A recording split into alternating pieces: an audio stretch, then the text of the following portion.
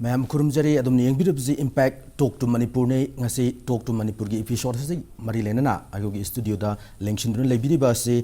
mai pakna changsin biriba contemporary freelance artist painter handak tasu akoi gi ningthi bi gi kaina sinduna pangthok ba art meets fashion haiba dugumba event tu da yana mai pakna singlem na haijab tare art work mayam ma khudol tambi ki ba dugumba akoi oja oinam dilip ne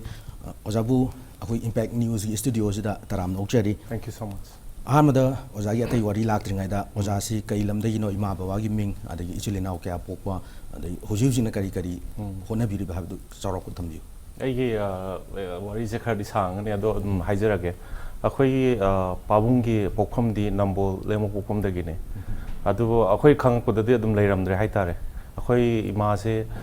family welfare department da extension educator na thabak tarome aduna Bisnupur da akhara angau nga da mati ama ung leirame adu da ki hajikna muk Kwakitel may I go with the later 15 years mung sura Kwakitel da leiba aduga ichine na mari sui khwai ahan ai ge mathak na ma oinam doren ko we documentary filmmaker ne adu ai leire aduga ai ki hek makha adu na ichannupi du na veterinary department da thabak tawe aduga last ki ichannupi du na labor ministry gi da consultant oina leiye adugo masagi asengwa profession di career psychologist ne aduga pabungi mingna oinam dumber singkawe he's retired principal aduga akoi magi mingna late Raskumari Shyama Devi kawe ojagi qualification hai jab tare ko kidan kai bau mai masing sang tambira ko ai se Bachelor of Fine Arts Delhi College sabata tawjare adugi mamang da chahi ama su Chhattisgarh da Indira Kala Sankit Vishwavidyalaya na da chahi ama tamamme adu da pen da na hen Delhi na phane laga Delhi da BFA tawe kala pambadagi hoyi tambada pen gi da bai matang thambiri adu matang do ja laksaningi je karina inspire toraga layak pam oi gi bano habdo hong tang thambiu asim godi si je inspire tawba tawdaba khangogre angar ngai adum yek leirame adum ye adai di competition gum district level state level gum competition sum chalak pa first sum tawa isana di hayi di khanjade ba first sum tawa I je hayra male adu khanba hore adai di aina Bisnupur da leiringai da ai takpirak pa oja khoin dakhoi bi hayi korau hon bu ko bune mana su yamna guide torok pa aduga larik su average hai tare yamna haibu nata akoi mung manung da ayam larik loi phaba ada ai laik ko su yamna adu da oina excel loi bani nai cdi laik ko tam ge na adum class 4 standard adai de ge adum yam clear oina ai laik ko tam mane na adum ninger hai tare class 12 loi ga tawung khang da na tam ko nati adum phajana dum ko na tawro ge na tam ojadil ki mung manung da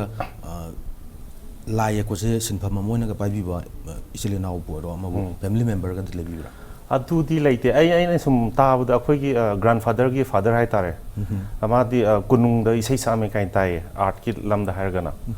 adu ka aina sum ningsang ba aina yam pi ngai da akhoi brother se ma se sketching mo sum tau ba adu mayam gi matuk tam ga manang pa na am na inai dan ma di like yam hai ba ni na khar tor ma to khre aina adum marak sarak ta dum magi keno ta horaga aina aseng badi mana yam draga dai ji am modong male ma ngon da gi sum tawro yekchen ma di haitre ha ji gek pa yam gi keno masu mati nga masu yaw gi hap tare oja gi keno sida success sida ado oja gi layak pagi wari ji kamaina hauгре ji ngasai angang ngai da layak pa sum competition job ko pa du matang tambi gre successfully changjela khri ji kamain to bunu lambi kitang si se keno ne akoi Delhi College of Art is one of the most premium college sai tare art fine art ki de ada yamna phabamna akoi college ki je annually exhibition to weba haibadi chahi loiram dai sida satra mayam work se punsilaga adu da collectors kumba buyers kumba galleries kumba yamna visit tawba ada ina third year ka kan da ina theatre painting se mi myamna buyers tagi ada gallery myamna kuitan tana ba haitare aduga painting ga se am angang oina chai kuni thoya dai orangoni painting lo yole ba ki painting tare ni phano adu matung dei di mina adum satra oina demand se adum ꯃꯌꯥꯝ ꯃꯊꯪ ꯇꯧꯔꯛꯑꯒ ꯑꯗꯨꯒ ꯏꯟꯐꯦꯛ ꯑꯩꯒꯤ ꯊꯥꯔꯠ year ꯀꯥꯀꯥꯟꯗ collector ꯑꯃ ꯂꯩ ꯌꯥꯝ ꯑꯐꯥꯎꯕ ꯀꯩꯅꯣ ꯀꯔꯤ ꯅꯤꯔꯖ ꯕꯇ꯭ꯔꯥꯅ ꯃꯥꯅ ꯀꯣꯟꯇ꯭ꯔꯦꯛ ꯁꯥꯏꯟ ꯑꯃ ꯇꯧꯋꯦ ꯃꯥꯅ ꯗꯤꯂꯤꯞ ꯅꯪꯅ ꯌꯦꯛꯄ ꯂꯥꯏ ꯈꯨꯗꯤꯡꯃꯛ ꯆꯍꯤ ꯑꯃ ꯑꯩ ꯂꯣꯏ ꯂꯩꯒꯦ ꯍꯥꯏꯔꯒ ꯑꯩꯈꯣꯏ ꯕꯣꯟ ꯁꯥꯏꯟ ꯇꯧꯅꯔꯒ ꯑꯩ ꯊꯥꯔꯠ ꯏꯌꯔ ꯀꯥꯔꯛꯄꯗꯨꯗ ꯑꯩ ꯑꯌꯦꯛꯄ ꯂꯥꯏ ꯈꯨꯗꯤꯡꯃꯛ ꯃꯥꯅ ꯆꯍꯤ ꯑꯃ ꯂꯣꯏ ꯂꯩꯌꯦ ꯑꯗꯩ ꯑꯇꯣꯞꯄ ꯁꯨꯝ ꯀ꯭ꯂꯥꯏꯟꯁꯀꯨꯝꯕ ꯃꯊꯪ ꯊꯦꯡꯅꯔꯛꯄꯗꯩꯗꯤ ꯑꯗꯨꯝ ꯑꯗꯨꯗꯒꯤ ꯃꯊꯪ ꯌꯥꯝꯅ ꯋꯥꯗꯕꯤꯗ ꯑꯗꯨꯝ ꯀꯔꯤꯌꯔꯁꯦ ꯑꯗꯨꯝ ꯍꯧꯔꯛꯑꯦ ꯍꯥꯏꯇꯥꯔꯦ ꯑꯣꯖꯥ ꯗꯤꯂꯤꯞ ꯂꯥꯏ ꯌꯦꯛꯄ ꯍꯥꯏꯕ ꯁꯤꯟꯐꯝꯁꯦ ꯑꯥꯔꯇꯤꯁ ꯑꯣꯏꯕꯁꯦ ꯍꯥꯏꯇꯥꯔꯦꯀꯣ ꯂꯥꯏ ꯌꯦꯛꯄꯒꯤ ꯑꯥꯔꯇꯤꯁ ꯑꯣꯏꯕꯁꯦ ꯃꯁꯤ ꯀꯔꯤꯁꯃꯥ ꯑꯃ ꯌꯥꯎꯗ꯭ꯔꯒꯗꯤ ꯃꯄꯣꯛꯀꯤ ꯄꯤꯊꯣꯔꯛꯄ ꯒꯥꯏꯗꯣ ꯑꯗꯨꯃ ꯂꯩꯇ꯭ꯔꯒꯗꯤ ꯃꯁꯤ ꯌꯥꯅꯦꯅ ꯈꯟꯕ꯭ꯔꯥ ꯀꯃꯥꯏꯅ ꯈꯟꯕ꯭ꯔꯥ ꯁꯤꯗꯤ ꯀꯩꯅꯣꯅꯦ ꯅꯦꯆꯔꯦꯜ ꯇꯦꯂꯦꯟꯇꯤ ꯍꯥꯏꯗꯤ ꯌꯥꯝ ꯗꯔꯀꯥꯔ ꯇꯥꯏꯅ ꯈꯜꯂꯦ ꯁꯤꯁꯦ ꯑꯇꯣꯞꯄ ꯐꯤꯜꯒ ꯈꯔ ꯈꯦꯠꯅꯩꯅ ꯈꯜꯂꯦ ꯍꯥꯏꯕꯗꯤ ꯑꯇꯣꯞꯄꯒꯤꯅ ꯈꯤꯇꯪ ꯂꯥꯏꯔꯤꯛ ꯀꯥꯕ ꯍꯩꯇꯥꯔꯗꯤ ꯅꯝꯐꯨꯗꯒ ꯄꯥꯔꯒ ꯑꯗꯨꯝ ꯗꯣꯛꯇꯔ ꯑꯃ ꯑꯣꯏꯒꯦ ꯍꯥꯏꯒꯦꯔꯥ ꯄ꯭ꯔꯥꯏꯚꯦꯠꯇ ꯇꯝꯃꯒ ꯌꯥꯏ ꯁꯤꯗꯤ ꯇꯦꯂꯦꯟꯇꯨ ꯁꯨꯡꯌꯥꯎ ꯌꯥꯎꯗ꯭ꯔꯒꯗꯤ ꯃꯁꯥꯒꯤ ꯄꯤꯊꯣꯔꯛꯄ ꯇꯦꯂꯦꯟꯇꯨ ꯌꯥꯎꯗ꯭ꯔꯒꯗꯤ ꯐꯅ ꯑꯐꯕ ꯀꯩꯅꯣꯗ ꯏꯟꯁꯇꯤꯇ꯭ꯌꯨꯠ ꯑꯃꯗ ꯇꯝꯃꯒꯁꯨ ꯐꯅ ꯍꯣꯠꯅꯔꯒꯁꯨ ꯅꯦꯆꯔꯦꯜ ꯇꯦꯂꯦꯟꯁꯤ ꯌꯥꯎꯗ꯭ꯔꯒꯗꯤ ꯑꯩꯅ ꯈꯟꯕꯗ ꯄꯤꯊꯣꯛꯄꯁꯤ ꯌꯥꯎꯗ꯭ꯔꯒꯗꯤ ꯀꯔꯤꯁꯃꯥ ꯄꯤꯊꯣꯔꯛꯄꯗꯨꯃ ꯌꯥꯎꯗ꯭ꯔꯒꯗꯤ ꯃꯥꯏ ꯄꯥꯛꯄ ꯍꯥꯏꯁꯤ ꯋꯥꯒꯅꯤ ꯍꯥꯏꯕꯅꯤ ꯑꯣꯖꯥꯅ ꯊꯝꯕꯤꯔꯤꯁꯦ ꯑꯗꯣ ꯑꯣꯖꯥꯒꯤ ꯐꯣꯔꯃꯦꯜ ꯏꯖꯨꯀꯦꯁꯟ ꯍꯥꯏꯇꯥꯔꯦꯀோ ꯄꯦꯟꯇꯤꯡꯗ ꯐꯣꯔꯃꯦꯜ ꯏꯖꯨꯀꯦꯁꯟ ꯂꯥꯛꯄꯁꯤꯗ ꯊꯦꯡꯅꯈꯤꯕ ꯑꯋꯥ ꯅꯨꯡꯉꯥꯏ ꯀꯔꯥꯏ ꯐꯥꯎꯕ ꯆꯪꯁꯤꯟꯕꯤꯔꯨꯔꯕ ꯑꯗꯨꯒꯤ ꯃꯇꯥꯡꯗ ꯈꯤꯇꯪ ꯊꯝꯕꯤꯌꯨ ꯀꯩꯅꯣꯅꯦ ꯑꯩꯈꯣꯏ ꯐꯥꯏꯟ ꯑꯥꯔꯠꯀꯤꯗꯤ ꯌꯥꯝ ꯊꯤ ꯅꯨꯡꯉꯥꯏꯌꯦ ꯑꯃꯔꯣꯝꯗ ꯌꯨꯝꯕꯨ ꯍꯟꯅꯤꯡꯗꯦ ꯍꯥꯏꯇꯥꯔꯦ ꯑꯩꯅ ꯁꯨꯝ ꯌꯨꯝꯗ ꯂꯩꯔꯤꯉꯩꯗꯗꯤ ꯑꯩꯁꯦ ꯀꯌꯥꯃꯨꯛ ꯄꯦꯁꯅꯦꯠ ꯑꯣꯏ ꯑꯗꯩꯗꯤ ꯑꯩꯁꯦ ꯀꯌꯥꯃꯨꯛ ꯑꯣꯞꯁꯦꯁ ꯑꯣꯏꯒꯦꯁꯦ ꯈꯪꯉꯝꯗꯦꯕ ꯃꯄꯥꯟ ꯊꯣꯛꯂꯛꯑꯀꯥꯟꯗ ꯇꯝꯕ ꯍꯧꯔꯀꯥꯟꯗ ꯄꯨꯔꯥ ꯉꯥꯎꯕꯅꯦꯕ ꯍꯥꯏꯕꯗꯤ ꯌꯦꯛ ꯄꯦꯟꯕ ꯅꯥꯏꯗꯕꯗꯣ ꯌꯦꯛ ꯄꯦꯟꯕ ꯅꯥꯏꯗꯕ ꯑꯣꯞꯁꯦꯁꯟꯁꯦ ꯍꯧꯒꯠꯂꯛꯄꯗꯁꯨ ꯂꯥꯏ ꯌꯦꯛꯅꯤꯡꯕꯤ ꯑꯃ ꯆꯠꯂꯨꯔꯦ ꯑꯦꯅꯤꯋꯦꯔ ꯆꯠꯂꯨꯕ ꯈꯨꯗꯤꯡꯒꯤ ꯑꯗꯨꯝ ꯀꯩꯅꯣꯝꯃ ꯑꯗꯨꯝ ꯏꯁꯥꯗ ꯑꯣꯞꯁꯦꯁꯟ ꯑꯃꯗꯧꯅꯅꯦ ꯑꯗꯨꯝꯕꯒꯤ ꯃꯌꯥꯝꯗꯣ ꯂꯩꯕꯅꯁꯨ ꯑꯩꯅ ꯈꯟꯕꯗ ꯑꯁꯨꯛ ꯌꯥꯝ ꯁꯥꯡꯕ ꯆꯍꯤꯁꯦ ꯑꯩ ꯐ꯭ꯔꯤꯂꯥꯟꯁ ꯇꯧꯔꯒꯁꯨ ꯂꯩꯕ꯭ꯔꯥꯅ ꯈꯜꯂꯦ ꯑꯗꯨꯕꯨ ꯑꯇꯣꯞꯄ ꯐꯤꯜꯗ ꯑꯣꯏꯔꯝ ꯇꯥꯔꯒꯗꯤ ꯑꯩ ꯇꯟꯗꯅꯕꯨ ꯇꯣꯛꯑꯝꯕ ꯌꯥꯏꯕ ꯁꯤꯗꯤ ꯑꯩꯉꯣꯟꯗ ꯄꯨꯡ 13 ꯐꯝꯕꯁꯦ ꯑꯩ ꯁꯨꯡꯋꯥ ꯋꯥꯗꯦꯕ ꯑꯩ ꯕꯣꯗꯤꯁꯤꯅ ꯄꯨꯕ ꯉꯝꯃꯛꯇ꯭ꯔꯀꯥꯟꯗ ꯑꯩꯁꯦ ꯀꯩꯅꯣ ꯇꯧꯕ ꯋꯥꯅꯦꯕ ꯍꯥꯏꯕꯗꯤ ꯑꯗꯨꯝ ꯄꯦꯟꯕ ꯅꯥꯏꯗꯦ ꯍꯥꯏꯇꯥꯔꯦ ꯇꯁꯦꯡꯕꯅꯤ ꯂꯥꯏ ꯌꯦꯛꯄ ꯍꯥꯏꯁꯦ ꯃꯤ ꯑꯃꯒꯤ ꯄꯣꯔꯇ꯭ꯔꯦꯠ ꯑꯃ ꯌꯦꯛꯄ ꯍꯥꯏꯁꯦ ꯍꯦꯛꯇ ꯃꯤꯅꯤꯠ 5ꯗ ꯂꯣꯏꯁꯤꯟꯕ ꯌꯥꯕ ꯄꯨꯡꯈꯥꯏꯗ ꯂꯣꯏꯁꯤꯟꯕ ꯌꯥꯕ ꯊꯕꯛ ꯅꯠꯇꯦ ꯌꯥꯝ ꯃꯇꯝ ꯆꯪꯅ ꯋꯤꯜ ꯄꯋꯥꯔ ꯑꯃ ꯌꯥꯎꯗ꯭ꯔꯒꯗꯤ ꯃꯁꯤ ꯇꯁꯦꯡꯅ ꯑꯣꯏꯊꯣꯛꯑꯣꯏꯗꯕ ꯊꯕꯛ ꯑꯃꯈꯛꯅꯤ ꯑꯗꯣ ꯃꯇꯥꯡꯁꯤꯗ ꯑꯣꯖꯥ ꯗꯤꯂꯤꯞꯇ ꯂꯥꯛꯆꯅꯤꯡꯉꯤꯁꯤ ꯄꯦꯟꯇꯤꯡ ꯑꯁꯤ ꯀꯩꯅꯣ ꯄꯦꯟꯇꯤꯡ ꯑꯕ ꯑꯥꯔꯠꯁꯤ ꯀꯩꯅꯣ ꯃꯁꯤꯗꯩꯁꯤꯗ ꯑꯥꯔꯇꯤꯁꯁꯤꯡꯁꯤꯅ ꯑꯦꯛꯁꯄ꯭ꯔꯦꯁ ꯇꯧꯔꯤꯁꯤꯅ ꯀꯃꯥꯏꯅ ꯇꯧꯕꯅꯣ ꯁꯤ ꯃꯇꯥꯡꯗ ꯑꯦꯛꯁꯄ꯭ꯂꯦꯅꯦꯁꯟ ꯈꯤꯇꯪ ꯊꯝꯕꯤꯌꯨ ꯁꯤꯁꯦ ꯌꯥꯝ ꯁꯥꯡꯗꯤ ꯁꯥꯡꯒꯅꯦꯕꯀꯣ ꯁꯝꯅ ꯍꯥꯏꯔꯕꯗ ꯄꯦꯟꯇꯤꯡ ꯑꯁꯦ ꯑꯩꯈꯣꯏ ꯑꯥꯔꯇꯤꯁꯇ ꯑꯩꯈꯣꯏꯗ ꯍꯪꯉꯛꯑꯣ ꯍꯥꯏꯇꯥꯔꯒꯗꯤ ꯏꯠꯁ ꯂꯥꯏꯛ ꯕ꯭ꯔꯤꯗꯤꯡ ꯍꯥꯏꯇꯥꯔꯦ ꯁꯣꯔ ꯍꯣꯟꯕꯒꯨꯝꯅꯦꯕ ꯁꯣꯔ ꯍꯣꯟꯕꯁꯤ ꯃꯌꯥꯝꯅ ꯀꯣꯏꯁꯟ ꯍꯪꯗꯕꯤꯗ ꯃꯇꯣꯟꯗ ꯍꯣꯜꯂꯛꯏꯗꯅ ꯑꯗꯨꯃꯥꯏꯅ ꯁꯤꯁꯦ ꯂꯥꯏ ꯌꯦꯛꯄꯁꯦ ꯑꯗꯨꯝ ꯃꯇꯣꯟꯗ ꯅꯦꯆꯔꯦꯜ ꯑꯣꯏꯅ ꯊꯣꯛꯂꯛꯄ ꯑꯗꯨꯕꯨ ꯕꯥꯁ ꯑꯣꯏꯅ ꯍꯥꯏ ꯇꯥꯔꯗꯤ ꯂꯥꯏ ꯌꯦꯛꯄꯗꯁꯨ ꯌꯥꯝꯅ ꯈꯥꯏꯗꯣꯛꯈ꯭ꯔꯦꯕ ꯀꯦꯇꯦꯒꯣꯔꯤ ꯍꯥꯏꯕꯗꯤ ꯑꯕꯁꯇ꯭ꯔꯦꯛ ꯑꯥꯔꯠ ꯑꯗꯩꯗꯤ ꯀꯟꯁꯦꯞꯆꯨꯋꯦꯜ ꯑꯥꯔꯠ ꯑꯗꯩꯗꯤ ꯃꯈꯟ ꯔꯤꯌꯦꯂꯤꯁꯇꯤक आर्ट फोटो रियलिज्म अदे क्यूबिज्म फॉविज्म कायना अदुम इज्म म्याम सोंग लेगरे अदा अइना ये इसना कइनो हाय तारे फोटो रियलिस्टिक के मो हाय तारे हजिक ये से अदो ओजागी अखोई लाई yakpa kangbugi artist painter singji medium haiba ma he na tama ma sijina thengna jai painting the medium haiba kari no ado ojana kai medium di yakpiri no particularly madu medium no kada we choose the video na bitam medium se me watercolor se ek nei adai di acrylic kana mas lai si na water based ne ising na thil ye kada ba ama na oil na oil based aduna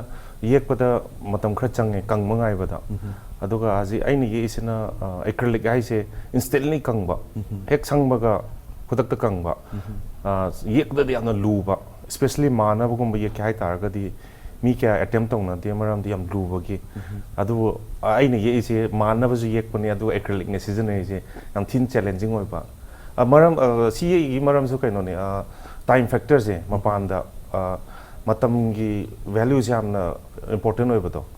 aduna aina oil ye kai taragadi painting ama tawda tham changthokradi aidi have the freelance tawbunina kai hai tare matamgi values yam layeba ado acrylic to itardi at least line ani hom yekpa ngamagi sakti bo lai aina fajana phamadi ado atopa medium da di try to bi lay bra lai oil di I'm very comfortable with oil lai ai gonda yamna adu matam changmado adu gi aina aruba medium to keno tawbun ꯑꯗꯣ ꯑꯣꯖꯥ ꯗꯤꯂꯤꯞꯀꯤ ꯍꯧꯖꯤꯛ ꯐꯥꯎꯗ art ꯋꯥꯔꯛꯁꯦ ꯆꯥꯎꯔꯛꯄ ꯀꯌꯥꯒꯨꯝꯕꯒꯤ ꯆꯥꯡꯗ ꯌꯦꯛꯄꯤꯈ꯭ꯔꯦ ꯌꯥꯝꯃꯦ ꯑꯗꯨꯗꯤ ꯑꯗꯣ ꯑꯣꯖꯥꯅ ꯌꯦꯛꯄꯤꯈ꯭ꯔꯤꯕ ꯂꯥꯏꯁꯤꯡꯁꯦ ꯍꯥꯏꯇꯥꯔꯦꯀꯣ ꯃꯁꯤ ꯖꯦꯅꯔꯦꯜ ꯄꯕ꯭ꯂꯤꯛ ꯑꯃꯅ ꯄꯥꯝꯃꯦ ꯃꯁꯤ ꯑꯩꯒꯤ ꯑꯣꯏꯅꯤꯡꯉꯦ ꯍꯥꯏꯇꯥꯔꯒꯗꯤ ꯃꯁꯤ ꯀꯗꯥꯏꯗꯒꯤ ꯀꯃꯥꯏꯅ ꯂꯩꯕꯕꯨ ꯑꯣꯏꯔꯣ ꯀꯃꯥꯏꯅ ꯐꯪꯕ ꯌꯥꯏ ꯍꯥꯏꯕꯗꯨ ꯊꯝꯕꯤꯌꯨ ꯂꯥꯏꯁꯦ ꯑꯩꯅ ꯀꯥꯎꯟꯇꯤ ꯇꯧꯗꯦꯕ ꯆꯥꯇ꯭ꯔꯨꯛꯃꯨꯛꯀꯗꯤ ꯁꯨꯔꯝꯒꯗꯧ ꯃꯥꯜꯂꯦ ꯍꯦꯟꯕꯨ ꯍꯦꯜꯂꯝꯒꯗ꯭ꯔꯥ ꯈꯪꯗꯦ ꯀꯣꯂꯦꯖꯇ ꯄ꯭ꯔꯦꯛꯇꯤꯁ ꯇꯧꯕ ꯋꯥꯔꯛꯇꯣ ꯊꯥꯔꯒꯗꯤ ꯌꯥꯝ ꯍꯦꯟꯅꯤ ꯑꯗꯨ ꯅꯠꯇꯕꯤꯗ ꯌꯣꯟꯈꯤꯕ ꯂꯥꯏꯅꯤꯀꯣ ꯑꯩꯅ ꯍꯥꯏꯁꯦ ꯑꯗꯣ ꯀꯩꯅꯣ ꯇꯧꯕꯁꯦ ꯍꯧꯖꯤꯛꯀꯥꯟꯁꯦ ꯀꯩꯅꯣꯗ ꯊꯥꯏꯅꯗꯤ ꯒꯦꯂꯔꯤꯗꯒꯤ ꯂꯣꯏ ꯂꯩꯅꯔꯝꯃꯦ ꯍꯧꯖꯤꯛꯇꯤ ꯃꯤꯁꯤꯡꯁꯦ ꯁ꯭ꯃꯥꯔꯠ ꯑꯣꯏꯅꯕꯅꯤꯅ ꯐꯦꯁꯕꯨꯛꯇ ꯃꯤꯡꯗꯣ ꯊꯤꯔꯒꯔ ꯏꯟꯁꯇꯥꯒ꯭ꯔꯥꯝꯗ ꯊꯤꯔꯒꯔ ꯑꯗꯨꯝ ꯃꯄꯥꯟꯗꯒꯤ ꯀꯣꯟꯇꯦꯛ ꯇꯧꯔꯛꯄ ꯃꯤ ꯌꯥꯝ ꯂꯩ ꯐꯣꯔꯦꯟ ꯀꯟꯇ꯭ꯔꯤꯗꯒꯤ ꯑꯗꯨꯃꯥꯏꯅꯁꯨ ꯌꯣꯜꯂꯦ ꯑꯗꯨ ꯅꯠꯇ꯭ꯔꯒ ꯑꯩꯈꯣꯏꯅ ꯒꯦꯂꯔꯤꯗ ꯋꯥꯛ ꯇꯧꯋꯦꯕ ꯒꯦꯂꯔꯤ ꯑꯩꯈꯣꯏꯒꯤ ꯑꯥꯔꯇꯤꯁꯁꯤꯡꯁꯦ ꯑꯩꯈꯣꯏꯅ ꯇꯧꯔꯤꯁꯦ ꯑꯩꯈꯣꯏ ꯋꯥꯛꯁꯤ ꯌꯦꯛꯑꯒ ꯒꯦꯂꯔꯤꯗ ꯄꯤꯗꯣꯏꯅꯦ ꯒꯦꯂꯔꯤꯅ ꯃꯣꯏꯒꯤ ꯀꯃꯤꯁꯟ ꯂꯧꯔꯒ ꯃꯣꯏꯅ ꯌꯣꯟꯗꯣꯏꯅꯦ ꯃꯔꯝꯗꯤ ꯂꯥꯏꯁꯦ ꯇꯥꯡꯕꯅꯤꯅ ꯑꯩꯈꯣꯏꯅ ꯌꯣꯟꯕꯗꯤ ꯉꯝꯗꯕ ꯃꯣꯏ ꯒꯦꯂꯔꯤ ꯍꯥꯏꯁꯤꯅ ꯄ꯭ꯔꯣꯄꯔꯂꯤ ꯑꯥꯔꯠꯀꯤꯗꯃꯛꯇ ꯂꯩꯕ ꯖꯒꯥꯅꯦꯕ ꯑꯗꯨꯅ ꯃꯣꯏꯗ ꯂꯤꯡꯛꯀꯨꯝꯕ ꯂꯩꯕꯅꯤꯅ ꯃꯣꯏꯗ ꯀ꯭ꯂꯥꯏꯟꯁ ꯂꯩꯕꯅꯤꯅ ꯑꯗꯨꯅ ꯃꯣꯏꯗ ꯀꯩꯅꯣ ꯇꯧꯕ ꯄꯤꯔꯒ ꯃꯣꯏꯗꯩ ꯂꯩꯕꯁꯨ ꯌꯥꯏ ꯑꯣꯖꯥꯒꯤ ꯄꯦꯟꯇꯤꯡꯁꯦ ꯁꯨꯝ ꯍꯧꯖꯤꯛ ꯐꯥꯎꯕꯗ ꯍꯥꯏꯇꯥꯔꯦꯀꯣ ꯇꯥꯡꯉꯕꯗꯅ ꯀꯗꯥꯏ ꯐꯥꯎꯗ ꯌꯣꯜꯂꯦ ꯌꯥꯝ ꯇꯥꯡꯕꯗꯤ ꯌꯥꯎꯗ꯭ꯔꯤ ꯂꯥꯈ 2.5 ꯄꯤꯕꯗꯤ ꯌꯣꯟꯕ ꯌꯥꯎꯔꯦ ꯂꯥꯈ 2.5 ꯑꯣꯖꯥ ꯑꯣꯏꯅꯥꯝ ꯗꯤꯂꯤꯞꯀꯤ ꯄꯦꯟꯇꯤꯡꯁꯤ ꯂꯥꯈ 2.5 ꯐꯥꯎꯗ ꯁꯤꯠꯅ ꯌꯣꯜꯂꯦ ꯍꯥꯏꯕ ꯋꯥꯐꯝꯁꯤ ꯊꯝꯕꯤꯔꯤ ꯃꯇꯥꯡ ꯑꯁꯤꯗ ꯑꯇꯦꯟꯕ ꯕ꯭ꯔꯦꯛ ꯑꯃꯈꯛ ꯂꯧꯖꯒꯦ ꯕ꯭ꯔꯦꯛꯀꯤ ꯃꯇꯨꯡꯗ ꯑꯣꯖꯥ ꯗꯤꯂꯤꯞꯀ ꯑꯍꯦꯟꯕ ꯋꯥꯔꯤ ꯀꯌꯥ ꯁꯥꯖꯕꯒꯤ ꯇꯥꯟꯖꯥ ꯑꯗꯨ ꯂꯧꯖꯒꯦ ꯋꯦꯜꯀꯝ ꯕꯦꯛ ꯕ꯭ꯔꯦꯛꯀꯤ ꯃꯇꯨꯡꯗ ꯃꯤꯌꯦꯡ ꯇꯥꯕꯤꯔꯤꯕ ꯈ꯭ꯋꯥꯏ ꯄꯨꯝꯅꯃꯛꯄꯨ ꯑꯃꯨꯛ ꯍꯟꯅ ꯇꯔꯥꯝꯅ ꯑꯣꯛꯆꯔꯤ ꯉꯁꯤ ꯑꯩꯈꯣꯏꯒꯤ ꯁ꯭ꯇꯨꯗꯤꯑꯣꯗ ꯂꯦꯡꯁꯤꯟꯕꯤꯔꯤꯕ ꯑꯁꯤ ꯑꯗꯨꯒꯨꯝꯂꯕ ꯃꯥꯏ ꯄꯥꯛꯅ ꯀꯟꯇꯦꯝꯄꯔꯔꯤ ꯐ꯭ꯔꯤꯂꯦꯟꯁ ꯑꯥꯔꯇꯤꯁ ꯑꯃ ꯑꯣꯏꯅ ꯆꯪꯁꯤꯟꯕꯤꯔꯤꯕ ꯑꯣꯏꯅꯥꯝ ꯗꯤꯂꯤꯞꯅꯤ ꯑꯣꯖꯥ ꯗꯤꯂꯤꯞꯄꯨ ꯕ꯭ꯔꯦꯛ ꯃꯇꯨꯡꯁꯤꯗ ꯑꯃꯨꯛꯀꯁꯨ ꯇꯔꯥꯝꯅ ꯑꯣꯛꯆꯔꯤ ꯑꯣꯖꯥꯗ ꯂꯥꯛꯆꯅꯤꯡꯉꯤꯁꯦ ꯄꯦꯟꯇꯤꯡ ꯍꯥꯏꯕꯁꯤ ꯑꯦज ꯑꯦ ꯄ꯭ꯔꯣꯐꯦꯁꯟ ꯃꯁꯤ ꯑꯗꯨꯝ ꯍꯤꯡꯅꯕꯒꯤ ꯃꯆꯥꯛ ꯑꯃ ꯑꯣꯏꯅ ꯆꯪꯁꯤꯟꯕꯗ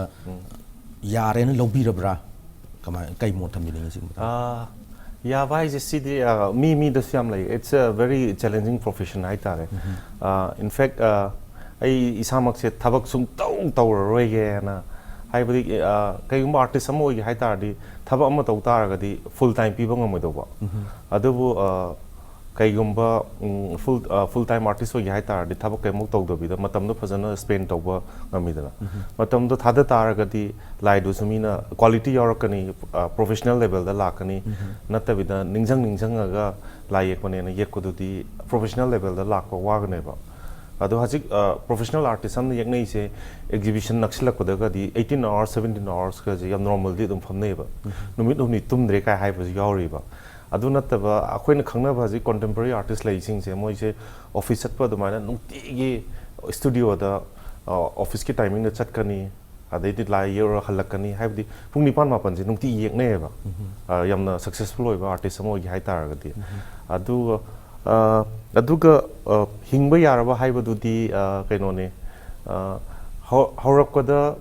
मी की टैलेंट असु लै हाइतारे खरा स्किल वाटपा नत्र खरा होटनाबा वाटपदुना साइट जॉब अमा तौरगा आर्टिस्ट ओइगे हाइतारदि मागी कैनोदसु पांगथोकपा मागी माना पामजबा लाइकपदसु अꯩꯒꯤ ꯀꯩꯅꯣꯗꯗꯤ ꯑꯗꯨꯝ ꯍꯧꯖꯤꯛ ꯐꯥꯎꯗ ꯑꯗꯨꯝ ꯂꯥꯏ ꯌꯦꯛꯑꯒ ꯑꯗꯨꯝ ꯀꯩꯅꯣ ꯇꯧꯔꯤ ꯑꯗꯨꯝ ꯍꯤꯡꯕ ꯌꯥꯏ ꯍꯥꯏꯇꯥꯔꯦ ꯍꯤꯡꯕ ꯌꯥꯏꯅ ꯂꯧꯕꯤꯔꯦꯕꯀꯣ ꯑꯣꯖꯥꯒꯤꯗꯤ ꯑꯗꯣ ꯃꯇꯥꯡꯁꯤꯗ ꯑꯣꯖꯥ ꯂꯥꯛꯆꯅꯤꯡꯉꯤꯁꯦ ꯑꯣꯖꯥꯒꯤ आर्ट वर्कसिंगसे यामना माइ पांगना सक्सेसफुली उटपीरुबा एग्जिबिट तौबिरुबा मफमसिंग काय कायदा उटपीरुरे हाबदु थंबियो अदुगा मदुदा थेंगनरक एक्सपीरियंस हाइतारेको मयामना पब्लिकना सोमगी लाइजि येंग मतुंगदा मोइदगी लाकपो एप्रिसिएशन न बोरो अदुम मतांग खितंग शेयर तौबि एग्जिबिशन से मखन अनि अहुम थोकना एग्जिबिशन से तौवे स्पॉन्सर्ड एग्जिबिशन नत अमा लैरे अदैदि अमना गैलरी सिंग न तौबा अमा अदुगा अतोपा अमसिना अखोइ इसाना तौजबा अमा अदो गैलरी सिंग न तौबदि पब्लिसिटी दगे होरगा मार्केटिंग दगे होरगा बायर्स दगे होरगा कलेक्टर्स दगे होरगा मोइ लोइ पोरकनेबा अदुगा इसाना तौजबसिना इसागी ओन बायर्स कुंबा हानादगी पेंटिंग कलेक्टर कुंबा अदुगुंबा अमी लाकनी अदुगा स्पॉन्सर तौबसिसु अखोइगी एग्जिबिशन दिसु अदुम इसागा तौजबसि स्पॉन्सर तौबो याय अदु ख्वाइ फबदि एग्जिबिशन से केनो तौबसे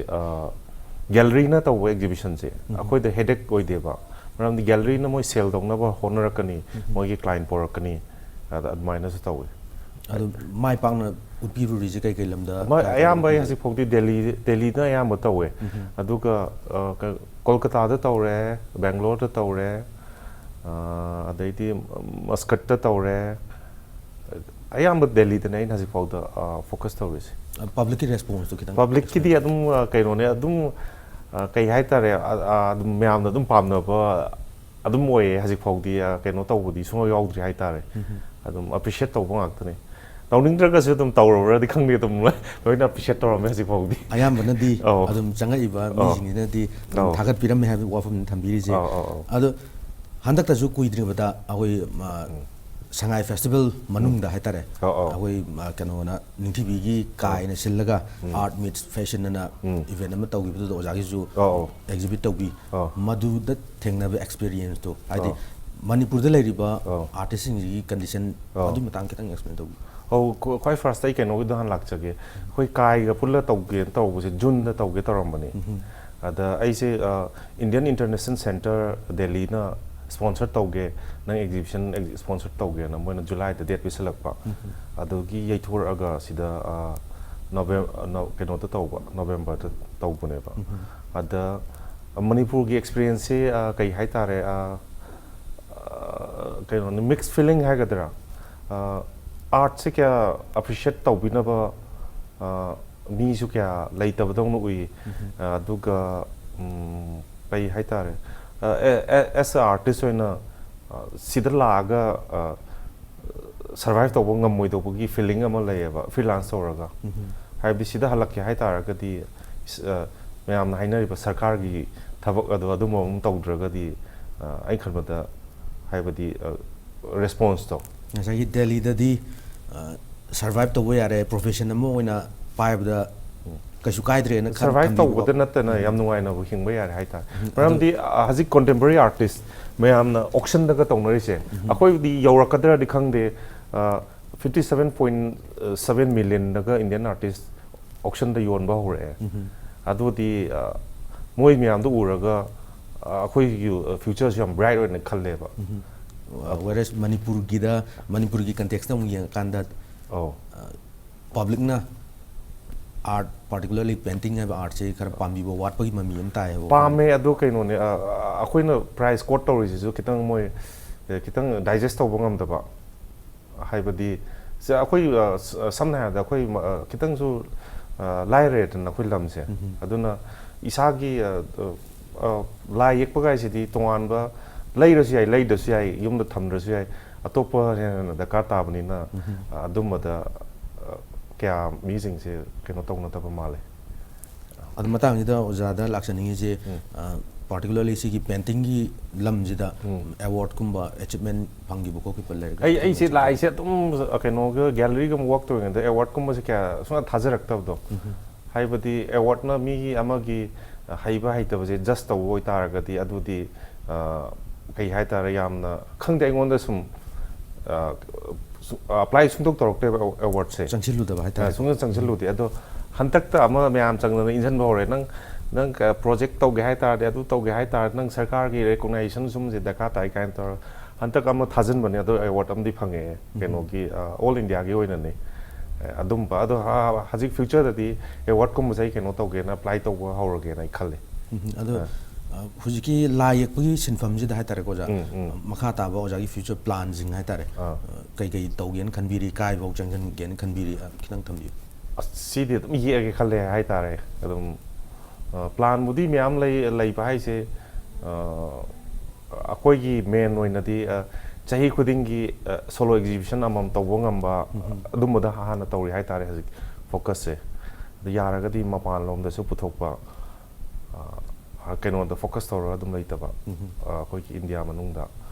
ꯑꯗꯨꯃꯥꯏꯅ ꯑꯣꯏꯅ ꯐꯣꯀꯁ ꯇꯧꯔꯒ ꯂꯩ ꯑꯗꯣ ꯑꯣꯖꯥ ꯗꯤꯂꯤꯞꯇ ꯂꯩꯕꯤꯔꯤꯕ ꯇꯦꯂꯦꯟꯁꯤ ꯑꯣꯖꯥꯗ ꯁꯨꯝ ꯊꯝꯖꯤꯜꯂꯒ ꯂꯩꯕꯤꯗꯣꯔꯤꯕ꯭ꯔꯥ ꯑꯇꯣꯞꯄꯗ ꯇꯥꯛꯊꯣꯛꯅꯕ ꯌꯪꯁꯇꯔꯁꯤꯡꯁꯤꯗ ꯇꯥꯛꯅꯤꯡꯕꯒꯤ ꯁ꯭ꯀꯨꯜꯒꯨꯝꯕꯒꯤ ꯑꯗꯨꯒꯨꯝꯕꯒꯤ ꯑꯣꯞꯁꯟꯗꯤ ꯂꯩꯕꯤꯕ꯭ꯔꯥ ꯑꯩꯗꯤ ꯑꯉꯥꯡꯈꯩ ꯐꯥꯔ ꯇꯥꯛꯏꯅꯦ ꯑꯩ ꯂꯥꯛꯄꯗ ꯃꯣꯏ ꯆꯦꯜꯂꯤꯅꯦ ꯄꯦꯟꯇꯤꯡ ꯇꯧꯕ꯭ꯔꯥ ꯅꯠꯇ꯭ꯔꯒ ꯀꯣꯏꯁꯟꯁꯦ ꯍꯪꯉꯛꯀꯅꯦꯅ ꯍꯥꯏꯕꯗꯤ ꯑꯩꯉꯣꯟꯗ ꯇꯥꯛꯊꯣꯛꯏꯒꯦ ꯑꯩꯉꯣꯟꯗꯁꯨ ꯅꯨꯡꯉꯥꯏꯕ ꯑꯃ ꯌꯥꯎꯋꯦꯕ ꯅꯠꯇ꯭ꯔꯒꯗꯤ ꯂꯥꯏ ꯌꯦꯛꯄ ꯑꯌꯥꯝꯕꯁꯨ ꯂꯣꯏꯅ ꯃꯥꯒꯤ ꯇꯦꯛꯅꯤꯛꯇꯒꯤ ꯀꯩꯗꯒꯤ ꯁ꯭ꯇꯨꯗꯤꯑꯣꯗꯒ ꯃꯤꯒ ꯆꯪꯍꯟꯅꯗꯦꯕ ꯍꯥꯏꯕꯗꯤ certain technique amana magi painting do myam dei different oihan ba kum siam lei ri ba technique se yamna mystery oi ba akoina yenga ju khangma ngam da ba to mana budi yamna line create torom ba lu na create torom ba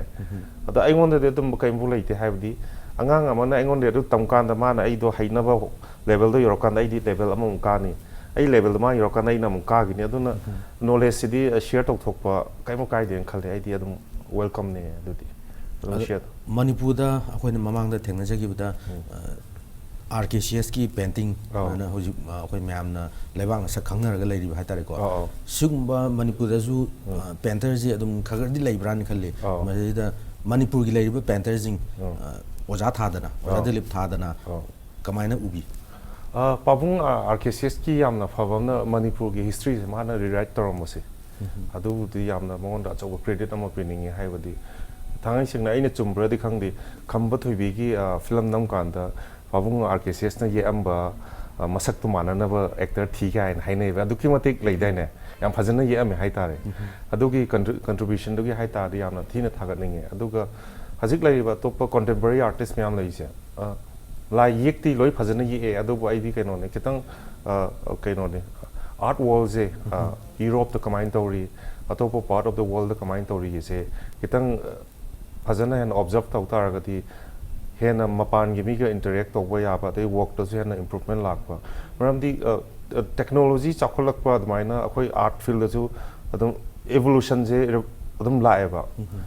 change sida adapt hawdi ta hawdragadi adum mangi di ne ba art su maina change sawe aduna akhoi side lei ba artist su change sida yauna ba id haining hai tar masida langak ki mai kai degi hai tare ko government ni side gi kai lokhaning ba hai tare ko Manipur artist sing je particularly painter sing ji welfare gi dang ta mui hen chakhot na ba gi dang ta painter machine quality painter machine hen tholong na ba gi dang ta saka da kai tohning ba lai ya saka adu tohning di am lai adi khwai dei nuai ta ba na Manipur da aina artist yam thengna ko je in fact han tak ta artist kha thengnai lai ko tamamaga hingdaw yadamni na usure haibugumba adum yam thengnai ba adu tuoga dukan phamni haibugumba sinji amna thire hai tare aduga aina taabda fine art tam mi changwa chatung sure hai Manipur da adu tawbam khangda dana adu mai ngamna adum puing de hingna ba do adu bai khanma da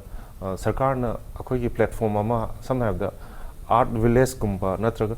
artisting gi jaga ama studio macha saraga gallery amaga phan chawna tawra thambiraga artisting je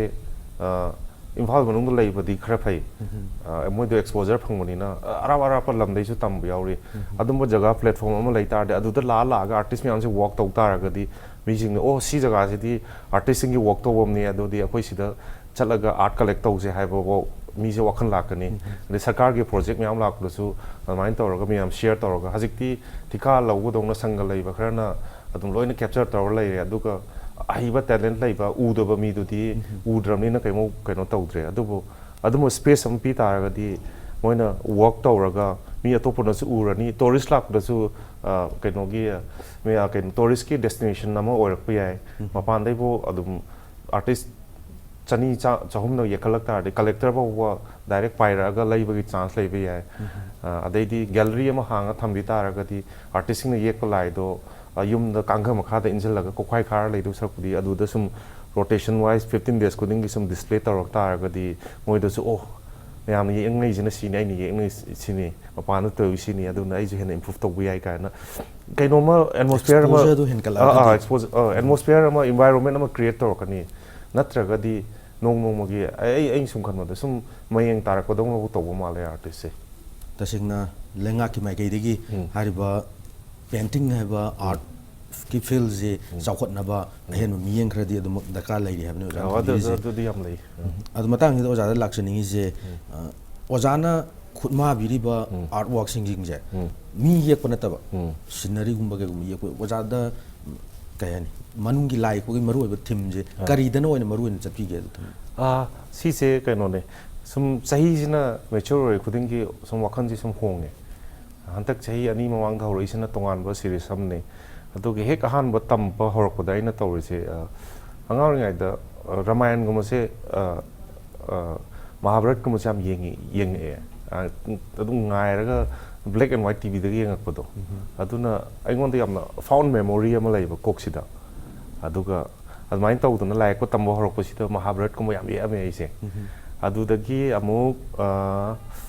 adudo stage samad loi kanda ina sum angang ori ngai ki akoina nauri kapak pugumba telanka pai bugumba adumbagi experiencing do mo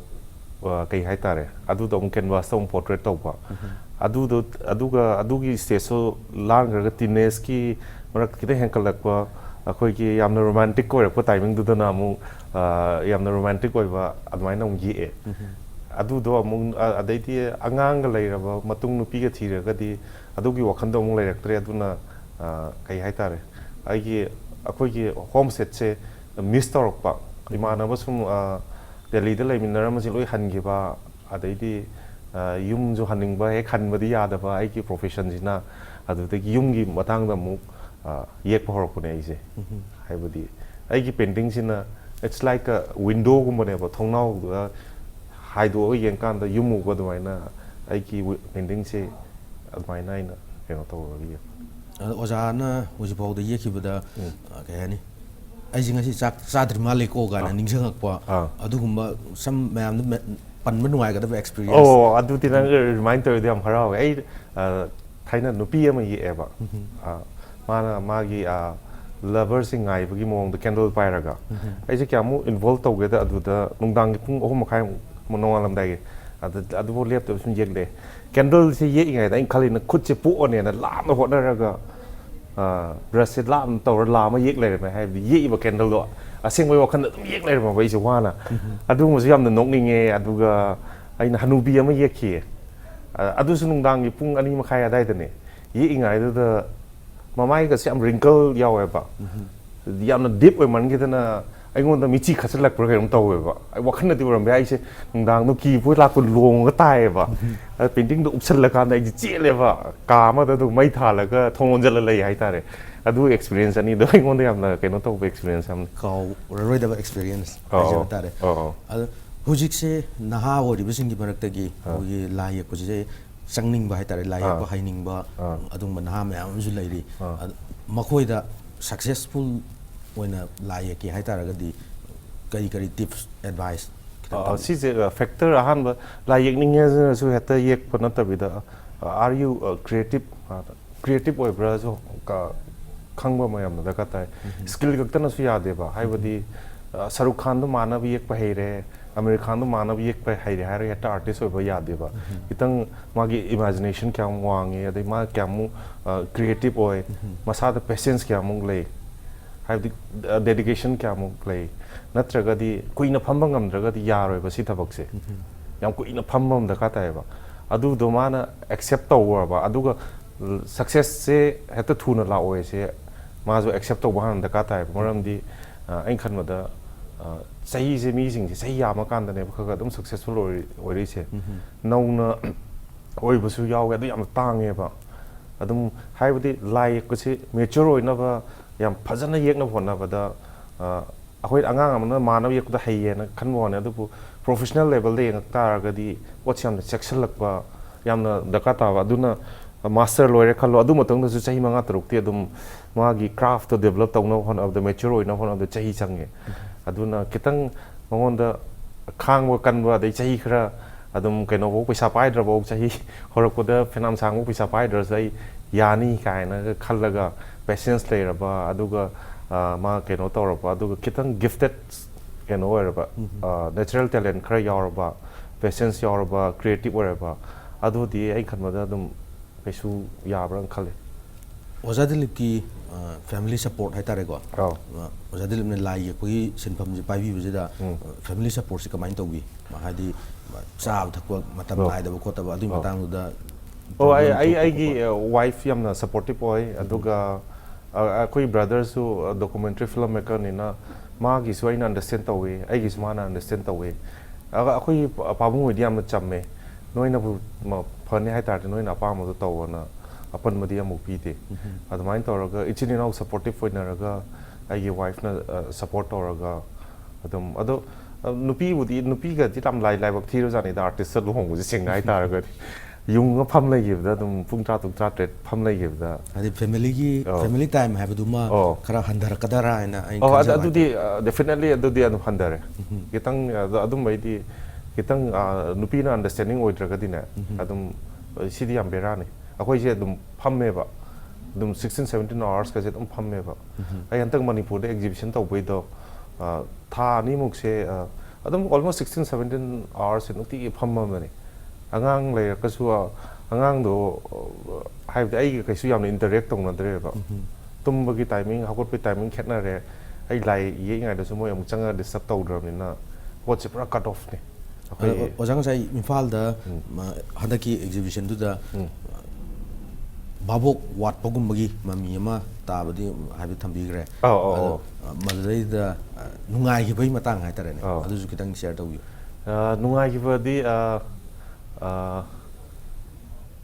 lai ba mi gai do khang da bana su lak da bara su khang de lai ba mi gai do yamna thina appreciate tawe hai badi ai na ye ba style ju something new have decided yekna da gi mo ngam su oi ba aduna moi des lakan da kitang different oina ubagi aduka khangdi kamaina express tawdi no hatred adu aidi ke oja dilip ki lai du khak nataba manipur gi leiriba miyam jida general public sida artist sing jina tawriba thabak si pambi na ba kari message artist sing jina buthoiba production jina public ta si kana gani adum na jing mata adui mata kitang thambiu खाना भाई से painting से कहीं ने मखन मखन कांगू करने हम concept यार का एक पलाई कांगू करने हम पॉलिटिकल होई बा कांगू करना सुम फजना बा एक कांगू करना मागी कहीं है तारे मागी मनुंगी होई बा फीलिंग्स तो फंगतोक बा have the खेना बा लाइक है बा दुगा buyers तो अदे दी मी येंग बा मी सु मसा की टेस्ट से माना पारिबा लारिक तुगी मतुगिनरा माना हौरइबा लाइकाई दुनरा जगा दुनरा मी खुदिंग की टेस्ट लोई खेनेबा अदुना आर्ट से मी खुदिंग मो प्लीज तौनो होना याम वाबा पोटने अदुना सिदी आइन खनमदा सुमबगी मतंग सिदी अदुम येंगिबा मीदा अदुम इंथोकुना फै खल्ले हाइबती आर्ट दु मसाना हंजनो नाइति हाइनिंग matang aswaida impact talk to manipur lotion no tanja do logjage oja dilipu amukana kurumjari mayam punamak mathangi episode ta anobo guest ama anobo mahau ma pudun lakjage impact news ni yeng ta dun review